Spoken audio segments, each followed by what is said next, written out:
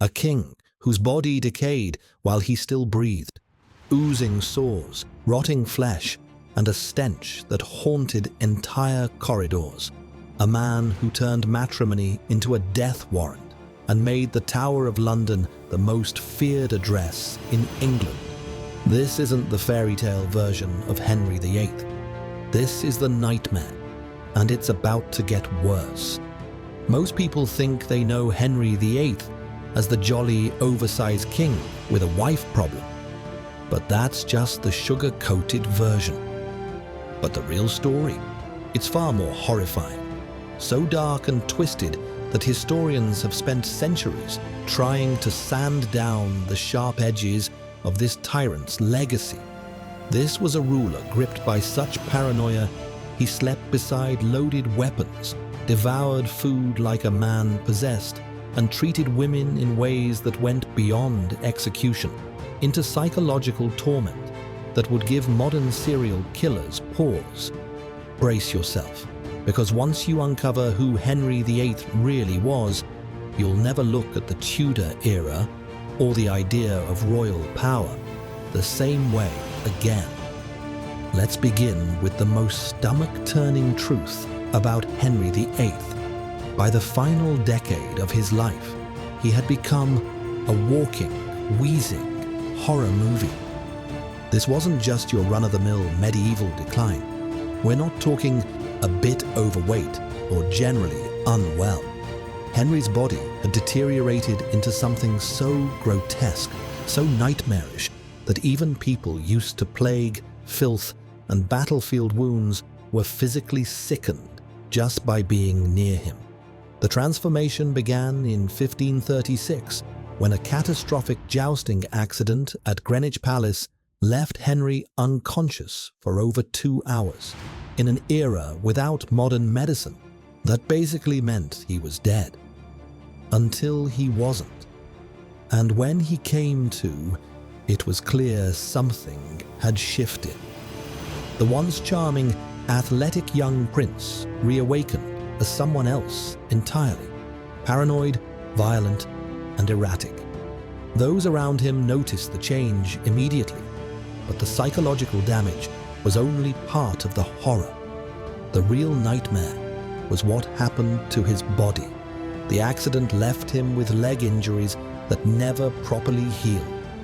Over time, they morphed into massive, festering ulcers, open wounds that oozed blood, pus, and decaying flesh. These weren't paper cuts. These were gaping, infected sores that ate away at his legs, inch by inch. The stench was so unbearable that courtiers would gag just walking into the same room. Servants clutched perfumed cloths to their noses, and many reportedly vomited while tending to him. The smell wasn't just foul, it was infamous. Some claimed you could detect it several rooms away. Henry VIII didn't just rule England, he haunted it. Even Henry VIII's own physicians, men sworn to serve the crown, were so revolted by the state of his legs that they would invent excuses just to avoid examining him. Keep in mind, refusing to treat the king wasn't just bad manners, it bordered on treason. But the horror that was Henry's body made even the threat of execution seem worth the risk. As the years dragged on, Henry's weight skyrocketed to around 400 pounds. His waist alone measured 54 inches, wider than most people are tall. His once recognizable face disappeared beneath layers of fat. His eyes reduced to mere slits, his neck swallowed entirely, until his head looked like a massive, misshapen balloon perched awkwardly on his shoulders. Mobility gone. He couldn't even walk unaided. Special chairs had to be built, equipped with pulleys and wheels, just to move him from one end of the palace to the other. And it wasn't a solo operation.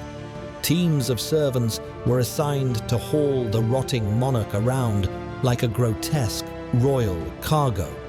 And here's where things go from disturbing to downright grotesque. As these servants wheeled the king through his lavish halls, pieces of infected flesh would literally fall off his legs. Yes, chunks of decomposing royal meat, dropping like breadcrumbs of decay. Behind him, attendants followed with buckets and cloths, cleaning up the trail of rotting Henry left in his wake. Imagine being so prestigious that your job description included scraping pieces of the king off the palace floor. Some were so traumatized by the duty that they abandoned their posts entirely, despite the prestige of serving the monarch directly. The psychological toll was enormous.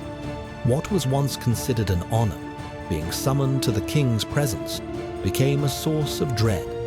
Courtiers who used to jostle for attention now did everything they could to avoid a summons. Between the unbearable stench, the horror movie visuals, and Henry's now wildly unpredictable temper, life at court had turned into a waking nightmare. But the body horror was only half the story, because that jousting accident didn't just maim his body, it wrecked his mind. The Henry who emerged from that head injury was not the same man. He became a creature of cruelty, paranoia, and rage. Any semblance of charm or diplomacy was gone, replaced with something far more chilling. A ruler who seemed to take pleasure in suffering. A man who didn't just kill, he tortured, and he made sure everyone knew it. The man who once penned tender love letters and composed romantic ballads transformed into a brutal tyrant who ordered executions for the pettiest of slights. He didn't just kill, he made people watch their loved ones die before sentencing them to the same fate. Today, medical experts believe Henry's decline was fueled by a cocktail of chronic conditions. Beyond his obvious obesity and ulcerated legs, he likely suffered from Cushing's syndrome, a hormonal disorder that could explain his extreme weight gain, uncontrollable mood swings, and inability to heal. Add in a probable case of diabetes, and it becomes clear the king who ruled an empire couldn't even control his own body. In fact, by the end of his life, Henry's incontinence was so severe that he needed portable toilets carried with him at all times.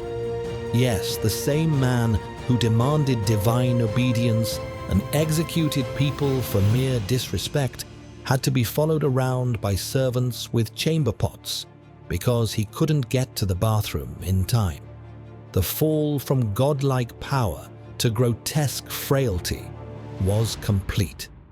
Everyone knows the catchy rhyme: divorced, beheaded, died. Divorced, beheaded, survived. But that sing-song line barely scratches the surface of the psychological horror these women endured.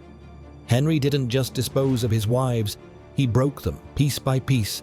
For them, being married to the King of England wasn't just risky, it was a psychological war zone. Take Catherine of Aragon, his first wife. She wasn't simply divorced, she was emotionally tortured for years. After 24 years of marriage and 6 pregnancies, only one of which resulted in a surviving child, Henry decided she was no longer useful, but instead of a clean break, he declared their entire union invalid, that it had never existed in the eyes of God. Essentially, he branded Catherine a sinner who had lived in shame for over 2 decades. But public humiliation was only the beginning. Henry weaponized their daughter, Mary, forbidding Catherine from seeing her. Imagine being told you couldn't even lay eyes on your child, not because of something you did wrong, but because your husband had rewritten history and erased your marriage. Catherine's final years were spent in forced isolation. She was stripped of her royal title, cut off from her friends and family, and confined to cold, damp residences that felt more like prisons than palaces. At any moment, she could have been executed. Henry made sure she knew that. There were whispers that Catherine was slowly poisoned, not for what she did, but for refusing to conform to Henry's revisionist version of the truth. She died alone, heartbroken, and broken by the very man who had once claimed to love her. And tragically, this was just the beginning. The reign of Henry VIII wasn't just a political drama. It was a real-life horror story, with women trapped at the center, the psychological warfare Henry waged against Catherine was calculated and relentless. He would send her gifts and kind messages one day, then threaten her. With treason charges the next, he forced her to sign documents, acknowledging that their marriage was invalid, then would change his mind and demand different documents.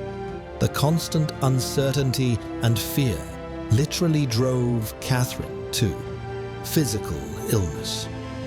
She developed severe stomach problems that many historians believe were caused by chronic stress and possible poisoning attempts.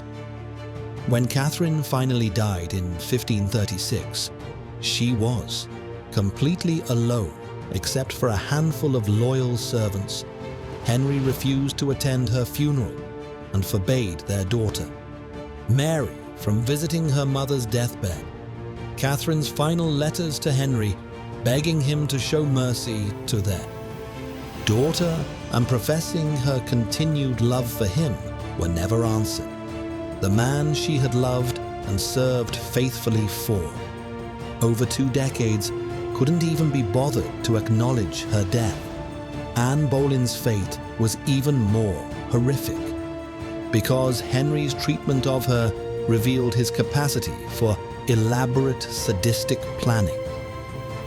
When Henry decided he wanted to be rid of Anne, he didn't just order her execution, he orchestrated an entire conspiracy designed to maximize her psychological suffering before her death first. Henry had Anne's musician, Mark Myton, tortured until he confessed to having an affair with the Queen. But Henry wasn't satisfied with just one confession. He arrested 4 other men, including Anne's own brother George, and forced them to confess to adultery with Anne as well. The psychological torture of watching innocent people being destroyed because of their association with her must have been unbearable for Anne. But Henry's cruelty reached its peak when he forced Anne to watch the executions of all 5 men who had allegedly slept with her. She had to stand there knowing she would be next, watching her brother and innocent friends die because of her husband's paranoid fantasies. The psychological warfare Henry waged against Catherine of Aragon wasn't impulsive. It was methodical, calculated, and unrelenting. One day, he'd send her flowers or kind messages, dangling hope like a cruel joke. The next, he'd threaten her with treason charges or banish her to another drafty estate. He made her sign documents stating their marriage had never been valid, only to change his mind days later and demand a different confession. The sight of her brother's severed head being held aloft for the cheering crowd wasn't just a punishment. It was a calculated act of psychological warfare, designed to break Anne Boleyn long before the sword ever touched her neck. And it worked. Even Anne's execution was turned into a twisted theater of cruelty. At first, Henry decreed she would be burned at the stake, the traditional punishment for a queen convicted of adultery. Then, in what he painted as a merciful gesture, he changed the sentence to beheading. But even that mercy came with a dagger of its own. He imported a specialist executioner from France, supposedly to ensure a swift and clean death. In reality, this move delayed her execution by days, giving Anne more time to spiral in fear, confusion, and dread. Locked away in the Tower of London, Anne unraveled. One moment she was laughing uncontrollably, the next she was deep in prayer, clinging to any shred of hope. Witnesses described her final days as a pendulum swing between hysteria and eerie serenity. The mental toll of watching innocent men, her friends, her brother, be executed because of her, coupled with the looming knowledge of her own death, pushed her to the edge of sanity. But even that nightmare pales in comparison to the tragedy of Catherine Howard, perhaps the most chilling chapter in Henry VIII's reign of terror. Catherine was barely out of adolescence, likely 19 or 20, when Henry, now a bloated 400-pound man in his late 40s, chose her as his fifth wife. He was riddled with pus-filled ulcers, nearly immobile, and infamous for his volatility. For Catherine, being married to the King of England meant sharing a bed with a man who was literally decomposing. The trauma of that alone is almost incomprehensible. But it only got worse. When Henry discovered that Catherine had been sexually active before their marriage, his response was nothing short of tyrannical. He didn't just punish her, he rewrote the law. Henry passed a new statute making it treason for anyone to marry the king without disclosing their entire sexual history. Think about that.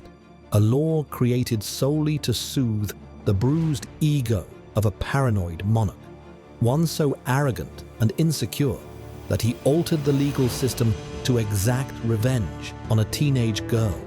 But the legal vengeance was only part of the horror. Catherine was arrested and thrown into the Tower of London, where the real torment began. For months, she was subjected to a relentless campaign of psychological abuse. Henry would send messages offering false hope, hinting at a possible pardon, only to follow them with vivid descriptions of her impending execution. One day, salvation; the next, a promise of death. The emotional whiplash shattered her. Guards reported that Catherine would sit for hours in silence, unresponsive, before erupting into uncontrollable sobbing and screams that echoed through the stone walls of the tower. She had multiple nervous breakdowns.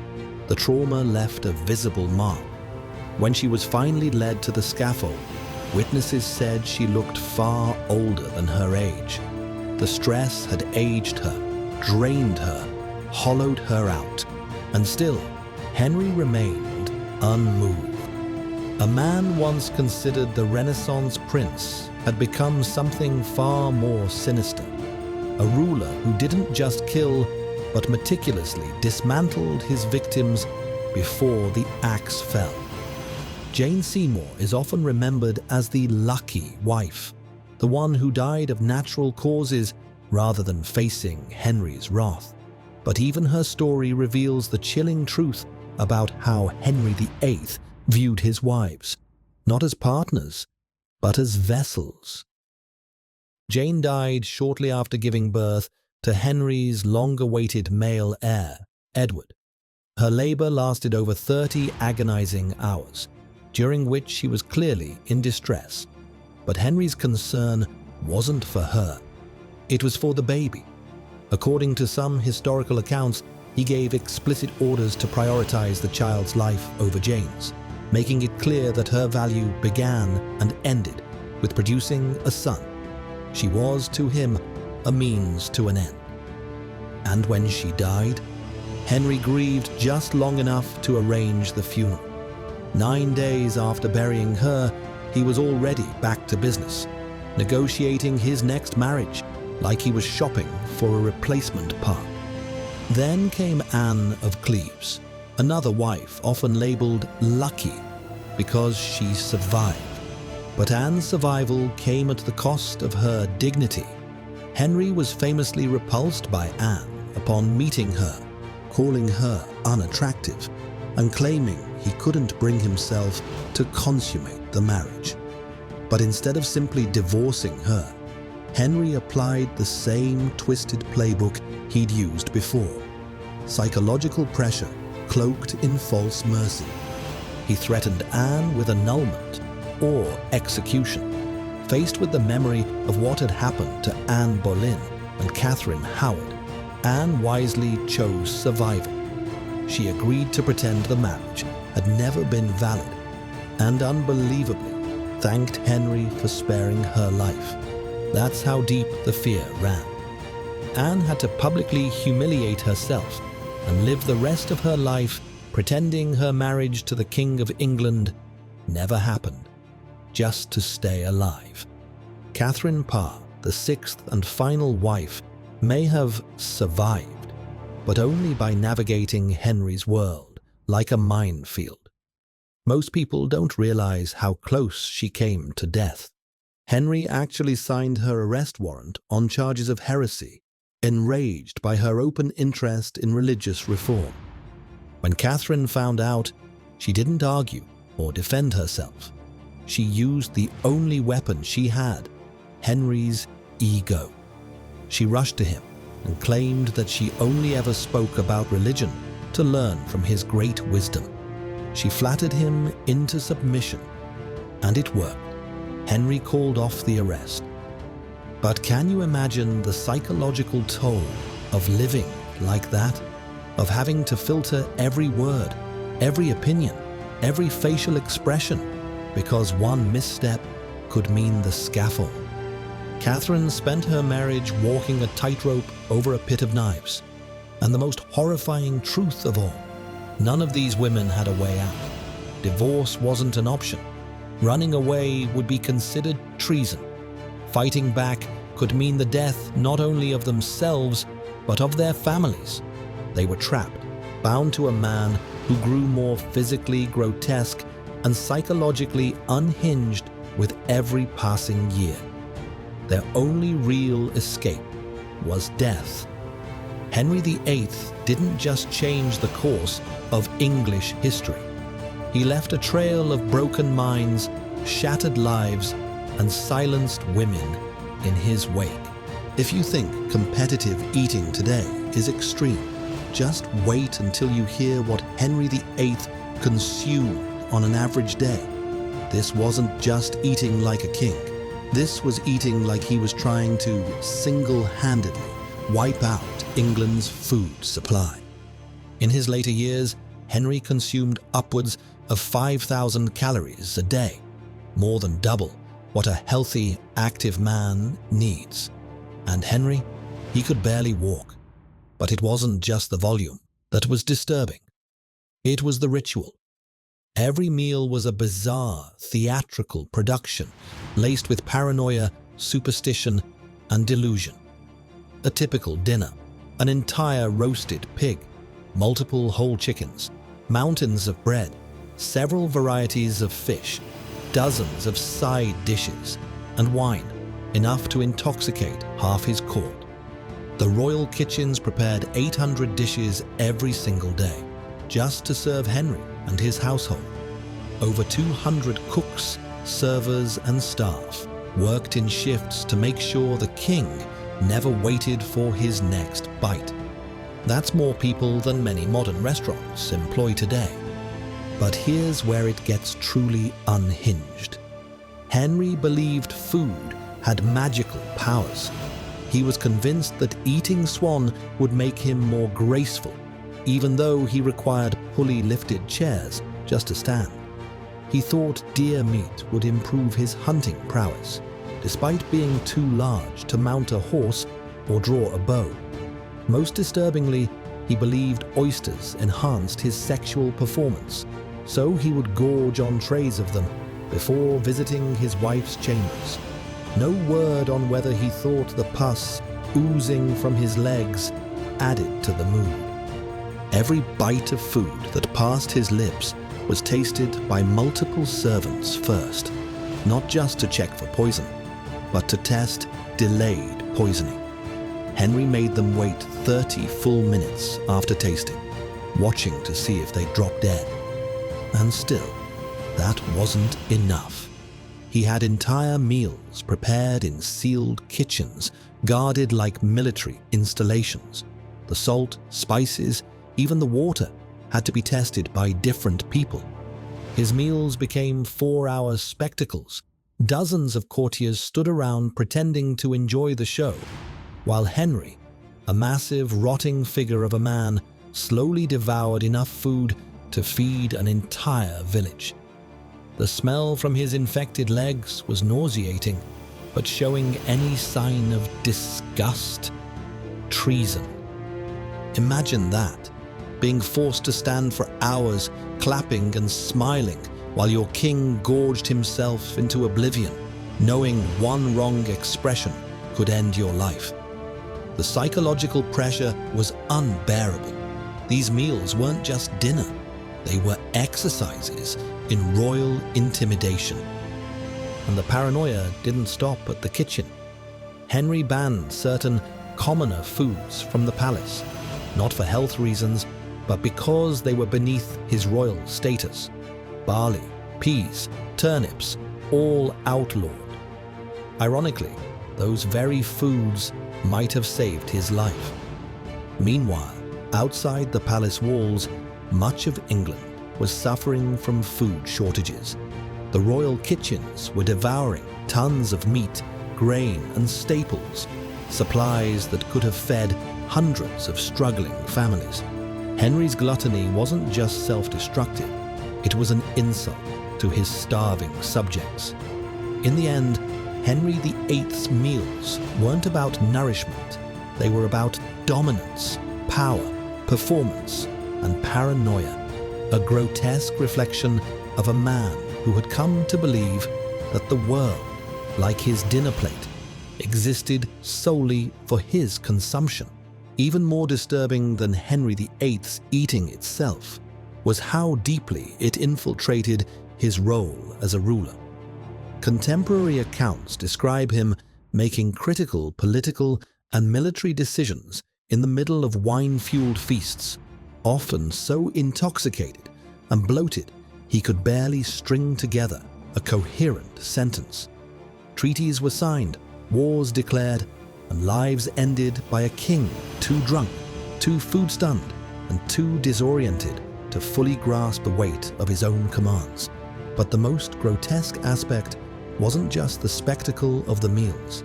It was how his gluttony directly accelerated his physical and mental collapse. His eating wasn't just indulgence, it was self-medication. As his ulcerated legs worsened, he ate to numb the pain. As his body failed him, he ate to feel in control. As his isolation deepened, he ate to fill the void. It was a vicious cycle of pain and excess. The more he suffered, the more he consumed. And the more he consumed, the more he suffered. By the final years of his reign, Henry's binge eating had reached terrifying extremes. Servants feared he might literally eat himself to death at the dinner table. Eyewitnesses reported him gorging so violently that he would vomit mid-meal, only to demand more food minutes later. His stomach had stretched so grotesquely over time that normal portions left him unsatisfied. The king's appetite had become bottomless, insatiable, and disturbingly compulsive. But it wasn't just physical. Food became the last domain Henry could truly dominate. His health was deteriorating, his mind was fraying, and his body was decomposing before everyone's eyes. But he could still order grand feasts, still demand silence and awe, as he consumed like a god on a throne. His meals weren't just about nourishment, they were about power, spectacle, and control. Even as his body rotted, the king demanded to be worshipped, with food as his weapon. And the waste? Absolutely staggering. Leftovers from these royal meals, enough to feed entire villages, were often tossed to dogs or discarded, while his own people starved in the streets. His gluttony became a grotesque metaphor for his rule, bloated, wasteful, and indifferent to the suffering around him. It wasn't just personally destructive. It was a symbol of the massive inequality and unchecked power that defined his reign. Even his doctors were trapped in this nightmare. They knew his eating habits were killing him, but saying so could mean death. Criticizing the king, even in the name of medicine, could be construed as treason. And so, they watched in silence as their patient destroyed himself, forced into complicity by fear. Henry's paranoia only amplified the horror. By the end of his life, he was convinced everyone, from nobles to servants, was plotting against him. He created a court ruled by surveillance, suspicion, and fear. The wrong word, a glance, a comment overheard in the corridor, it could cost you your life. The result was a kingdom built on fear, a place where everyone played along with the king's delusions, applauded his indulgence, laughed at his jokes, and cheered his endless meals. Because to do otherwise wasn't just rude, it was treason. In the end, Henry VIII ruled a nation, but he couldn't even rule himself. Let's start with Henry VIII's sleeping arrangements, which give a chilling glimpse into the depths of his paranoia. The man didn't just sleep with a weapon under his pillow. He slept with multiple daggers and loaded crossbows at arm's reach. But that wasn't enough to calm his fear of assassination. Inside his royal bedchamber, armed guards were stationed throughout the night, not outside the door, but inside the room, watching him sleep. That's not security. That's surveillance. And still, Henry didn't feel safe. He had the guards rotated every few hours, paranoid that if they were left alone with him too long, they'd plot his murder. But wait, it gets more disturbing. The guards watching Henry sleep were themselves watched by other guards.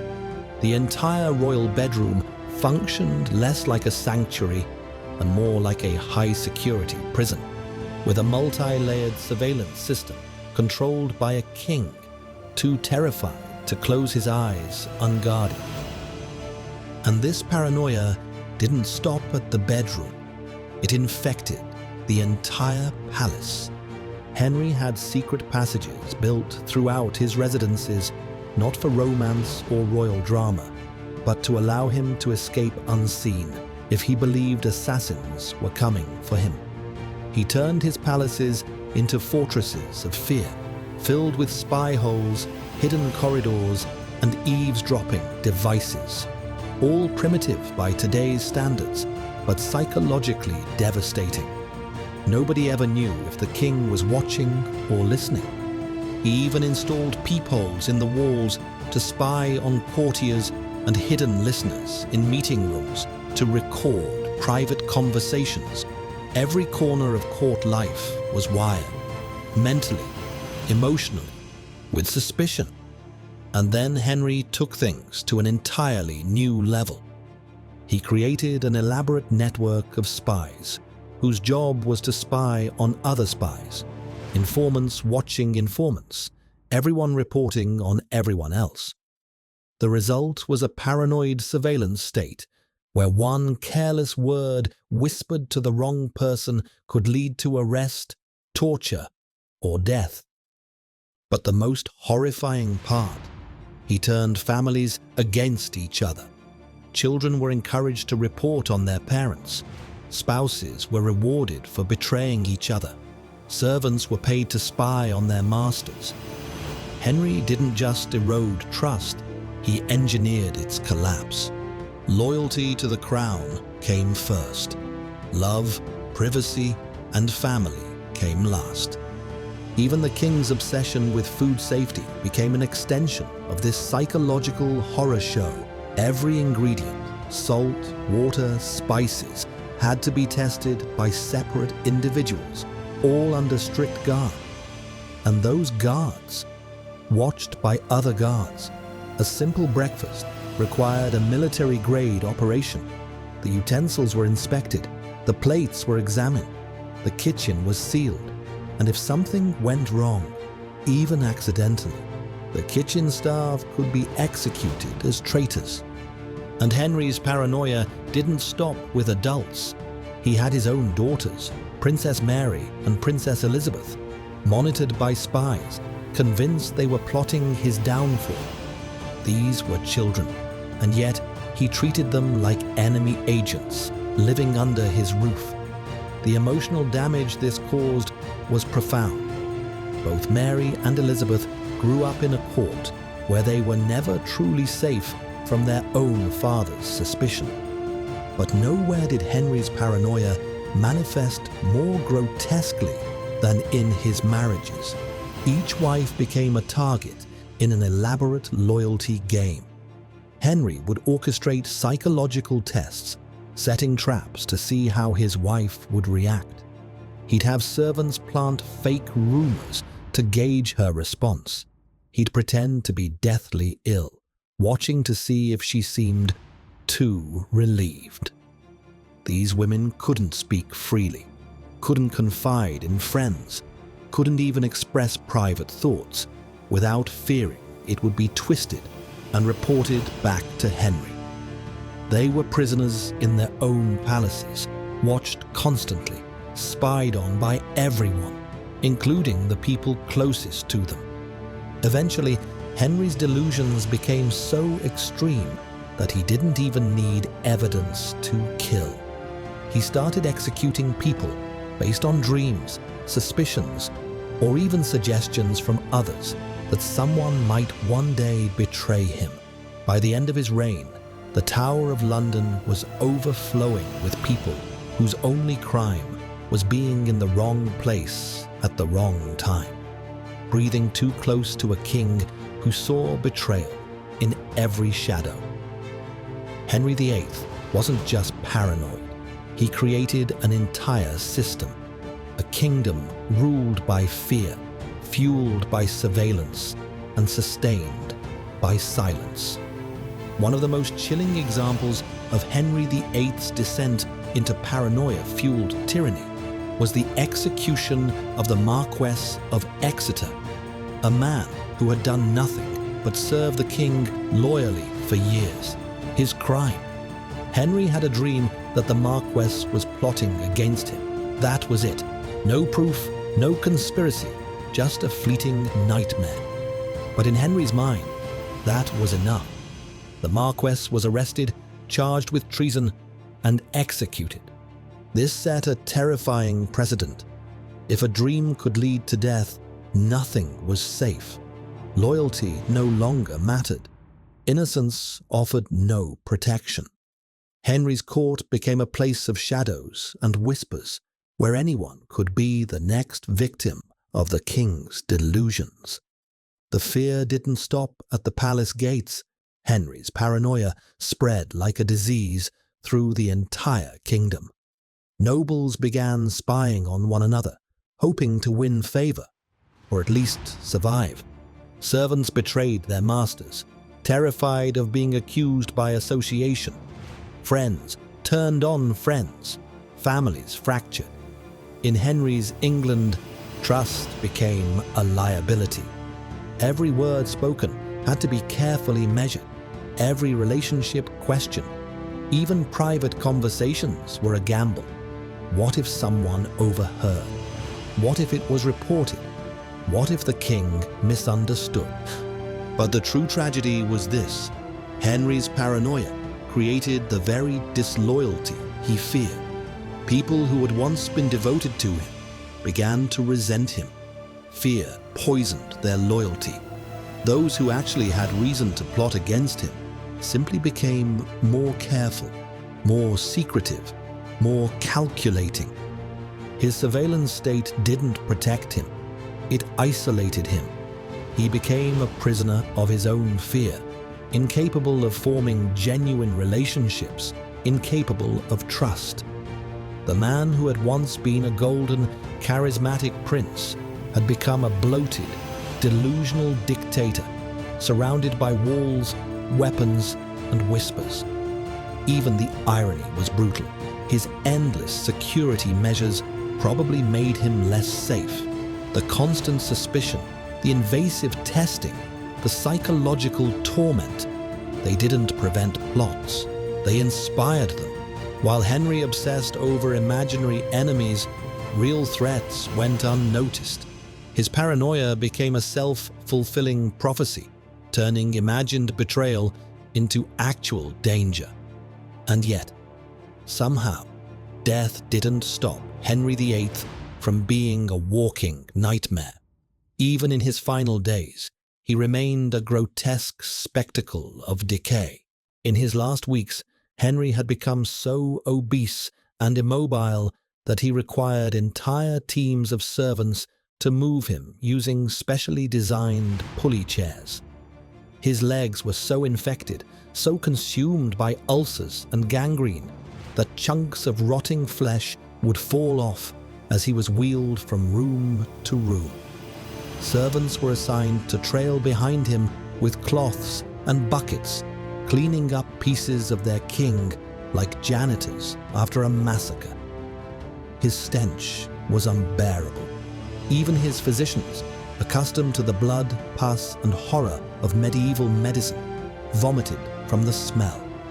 The odor of rot and death reportedly traveled through entire corridors, warning people of the king's approach before they ever saw him. And yet, despite this hellish decline, court life continued around him, forced into a charade of decorum. Servants clutched perfumed cloths to their faces, courtiers bowed. No one dared react, because even in his final oozing days, Henry's rage could still end lives. Henry VIII's reign began with pageantry and promise, but it ended in rot, ruin, and relentless fear. And in the end, his body mirrored his legacy, bloated with excess, decaying from within, and leaving behind a kingdom traumatized by a man who ruled not through love or law, but through paranoia, gluttony, and absolute terror. Some historical accounts describe the stench of Henry VIII's body as worse than the open sewers of 16th century London, a staggering comparison considering that London was a city where human waste flowed freely through the streets. But by the time of Henry's death, his body had become something almost unrecognizable as human. He had swollen to such grotesque proportions that his skin was stretched tight and shiny, described by eyewitnesses as having an almost unnatural sheen, like something out of a supernatural horror film. The combination of morbid obesity, oozing leg ulcers, rampant infection, and fluid retention had turned England's most powerful man into a monstrous shell of himself. But the true horror of Henry's final days wasn't just visual, it was psychological. The same man who had spent decades ruling through fear, ordering executions with a nod, and treating people like disposable pawns was now completely helpless. He couldn't walk, he couldn't stand, he couldn't even control his own bodily functions. Servants who had once trembled at his voice now had to wipe him clean, carry him on wheeled chairs, and empty his portable toilet. The irony was thick. The man who claimed divine right to rule, who executed nobles for disrespect, was reduced to a smelling, oozing invalid, humiliated in front of the very people he had terrorized. When Henry finally died on January 28, 1547, no one wanted to go near him to confirm it. Not his doctors, not his attendants. His corpse was so repulsive in appearance and in odor that it took several hours before someone was willing to get close enough to declare him dead. But if you thought that was the end of the nightmare, think again. The real horror was just beginning. Because of Henry's extreme bloating and advanced internal decomposition, his body had become dangerously unstable. His coffin had to be reinforced with lead and sealed inside multiple wooden boxes in a desperate attempt to contain the pressure building inside. But nature had other plans. During the funeral procession from London to Windsor Castle, the unthinkable happened. The pressure inside the coffin built up so intensely that it exploded. The lead lining burst open, and putrefying royal remains splattered across the interior of the hearse.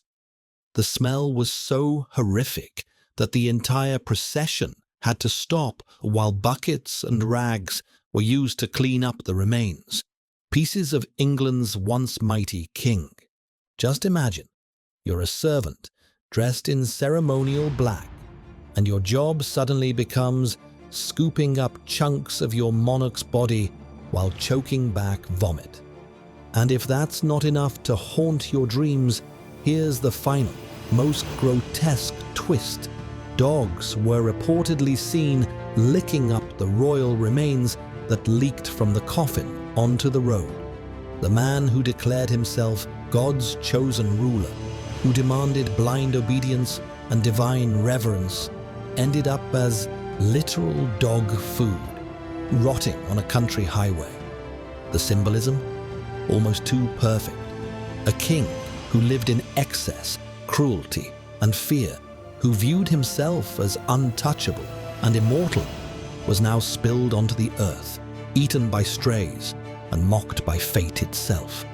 And even death didn't bring closure. His coffin was so massive and heavy with lead and decomposing flesh that they had to dig an extra wide grave. But the ground kept collapsing beneath the weight. It took multiple attempts just to bury him. Workers reportedly abandoned the site in disgust. The construction of his tomb was delayed for years because no one wanted to work near the still reeking burial site. For months after his burial, the stench continued to seep from the earth, fueling rumors that his body was decomposing in unnatural, almost cursed ways. Henry VIII ruled with absolute power. But in the end, his death was the most undignified and grotesque of any English monarch, a macabre final act that felt more like poetic justice than a royal farewell. For years after Henry VIII's death, strange phenomena were reported around his tomb. Unnatural noises, ghastly smells, unexplained disturbances. Some claimed it was his ghost, restlessly haunting the world he had tormented in life. But historians suspect a more morbid reality. His body was still decomposing, and gases were continuing to escape from the bloated, festering corpse sealed beneath layers of lead and wood. The idea that Henry's body was too corrupt to rot normally became a chilling symbol. His physical decay defied natural processes, much like his rule had defied decency, mercy, and reason. The psychological impact on those who had to tend to him, servants, attendants, physicians, was devastating. Several of the men who handled Henry's body died within weeks, likely from infections or trauma. The exposure to his putrid, toxic remains, combined with years of living under the rule of an unpredictable tyrant, quite literally killed them. But perhaps the most disturbing part of Henry's death is how perfectly it reflected the horror of his life. His reign had been one of paranoia, violence, gluttony, and ego, and his death was just as grotesque. His coffin exploding mid-procession, his body spilling into the hearse, the dogs licking his remains off the road. This wasn't just tragedy, it was poetic justice. It was a macabre finale to a man who had believed himself untouchable, God-chosen, and above consequence. The symbolism was undeniable. The man who had devoured everything and everyone in his path had become too bloated with excess to be contained, even by death. His coffin literally burst from the pressure of his corrupt, swollen body. He was a man so physically and morally decayed that even the earth resisted accepting him.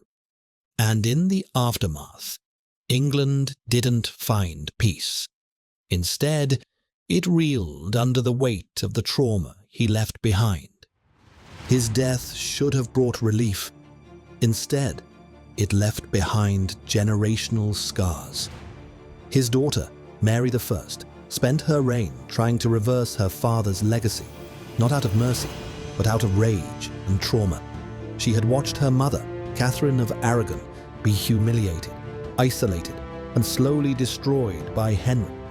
She grew up under surveillance, knowing her father could have her executed at any moment, and lived in the shadow of illegitimacy. It's no wonder that when she came to power, she unleashed her own reign of terror, burning Protestants alive, earning the nickname Bloody Mary. Elizabeth I, Henry's other surviving child, internalized her trauma in a different way. She witnessed her mother, Anne Boleyn, beheaded when she was just 2 years old. She lived her childhood unsure whether she'd be declared royal or a bastard, legitimate or disposable, depending on the king's mood. She learned early that power was dangerous, that love could get you killed, and that trust was a luxury she could never afford. Elizabeth would become one of England's most celebrated monarchs, but she never married, possibly because she had seen firsthand what happened to women who got too close to powerful men.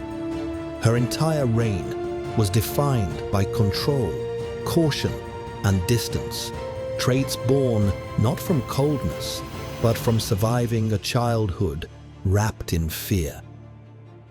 And it wasn't just the royal family that suffered. Henry's paranoia decimated the English nobility. Whole bloodlines were wiped out. Centuries-old families vanished overnight because one whisper of disloyalty was enough to bring the axe. Loyalty meant nothing. Meanwhile, ambitious newcomers rose by betraying their peers, sucking up to the crown, and turning court life into a brutal game of survival. The result? A deeply fractured political system. The traditional aristocracy was destabilized, creating power vacuums and rivalries that would haunt England for decades. And then there was the church. Henry's infamous split from Rome wasn't about theology. It was about getting rid of Catherine of Aragon. His desire for a male heir led him to declare himself head of the Church of England, triggering centuries of religious warfare, executions, and civil unrest. What began as a personal divorce escalated into nationwide persecution and bloodshed. Thousands died. Families were torn apart. Churches burned. Henry VIII didn't just leave behind a coffin filled with rot. He left behind a nation haunted by his shadow, a trail of broken families, destabilized institutions, and wounded psyches. His legacy was not greatness, but generational trauma. Even in death, Henry VIII remained a monster, too large to bury quietly. Perhaps most disturbing of all, Henry VIII's reign didn't just leave scars. It set dangerous blueprints. The idea that a monarch could rewrite laws, dissolve institutions, execute nobles, and reshape a nation purely to serve his own ego became baked into the royal psyche. Instead of being remembered as a cautionary tale of unchecked power, Henry became a twisted kind of role model, a template for what absolute authority could achieve, rather than what it shouldn't. His financial recklessness nearly destroyed England.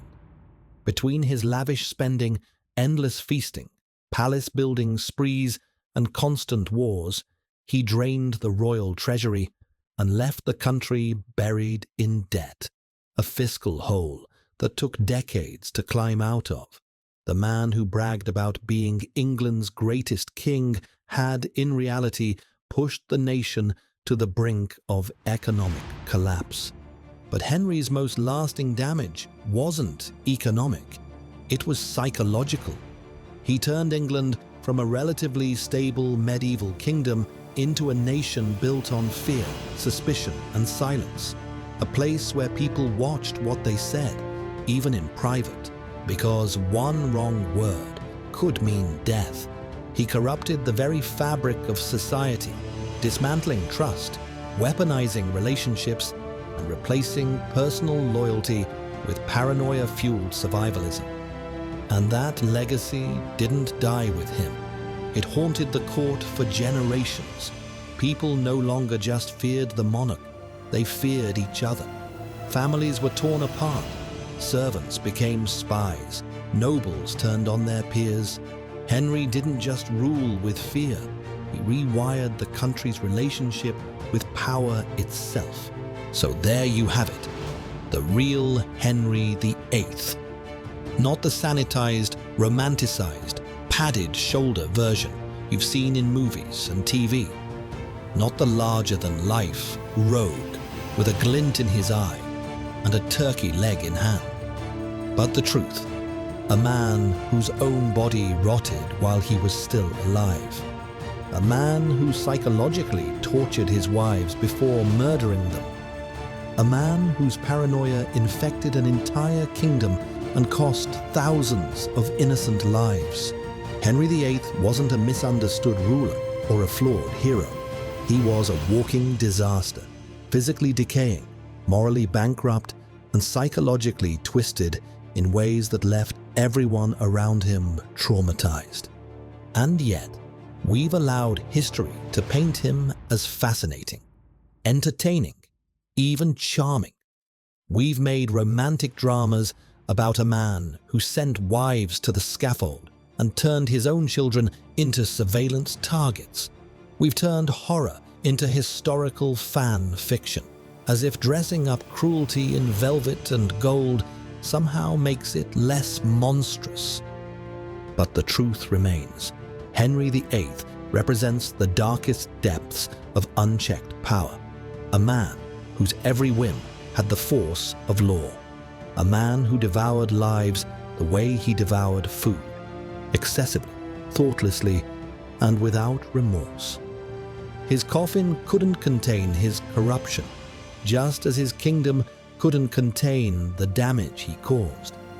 His soul rotted long before his flesh did. So the next time you see a glitzy portrait of Henry VIII or watch a TV drama trying to humanize him, remember this. Remember the servants who gagged from his stench while dragging his bloated body from room to room. Remember the wives who cried themselves to sleep, knowing a misstep could mean execution. Remember the children turned into informants, the nobles who died for rumors, and the kingdom warped by fear. This is what unchecked power looks like. This is what happens when we let monsters wear crowns. And this is why we must never forget the true horrifying story of Henry VIII. Not the myth, but the monstrous reality.